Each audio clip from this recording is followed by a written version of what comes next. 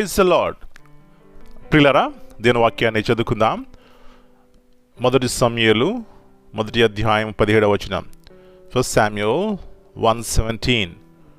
అంతటా ఏలీ, నీవు క్షేమంగా వెళ్ళుము, ఇశ్రాయేలు దేవునితో నీవు చేసుకున్న మనవిని ఆయన దయచేయునుగాకని ఆమెతో చెప్పగా, Then Eli answered and said, Go in peace, and the God of Israel grant thee thy petition that thou hast asked of him.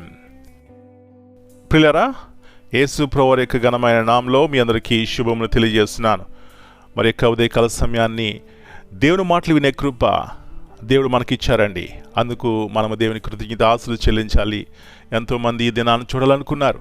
బలం ఉంది, భోగభాగ్యాలు ఉన్నాయి, ఆస్తి అంతస్తులు ఉన్నాయి, మరి సెక్యూరిటీస్ ఉన్నాయి, కానీ మరి యొక్క దినాన్ని చూడలేకపోయినారు. కాబట్టి ఈ యొక్క లైఫ్ దేవుడు ఇచ్చినటువంటి ప్రెషియస్ గిఫ్ట్. కాబట్టి ప్రియులారా, దీన్ని సద్వినియోగం చేసుకుని దేవునికి మహిమకరముగా జీవిద్దాం.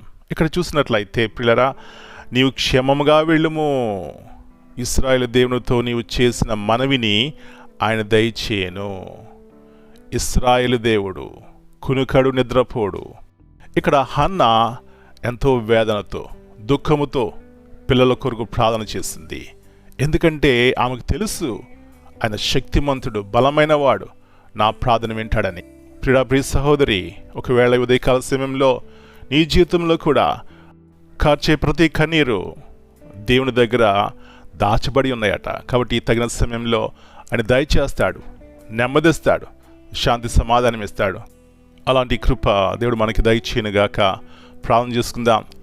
ప్రియ పరలోకపు తండ్రి, పరిశుద్ధమైన దేవ, మరొకసారి ఈ యొక్క నూతన ఉదయకాల సమయాన్ని మీ సన్నిధికి వచ్చి మీతో మాట్లాడే కృప, మీతో సహవాసం చేసే కృప మాకిచ్చారు.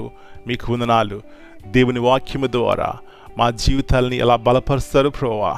మరి మా యొక్క పితరులు అది నాల్లో చేసినటువంటి ప్రార్థన, కన్నీరు మీరు విన్నారు ప్రభువా.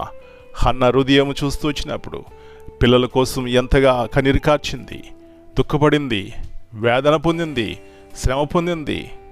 అయినప్పటికీ ప్రభువా మిమ్మల్ని విడిచిపెట్టలేదు. మా జీవితాల్లో కూడా ఎప్పుడైతే ఇలాంటి హృదయం మేము కలిగి ఉంటామో తగిన సమయంలో శ్రేష్టమైనటువంటి సమయాలను మీరు ఇస్తారు ప్రభువా. మాకు ప్రతిఫలం ఇస్తారు. మా యొక్క కన్నీరుకు ప్రభువా ఆనందముగా మారుస్తారు. మా నోటిలో నవ్వునుంచుతారు ప్రభువా.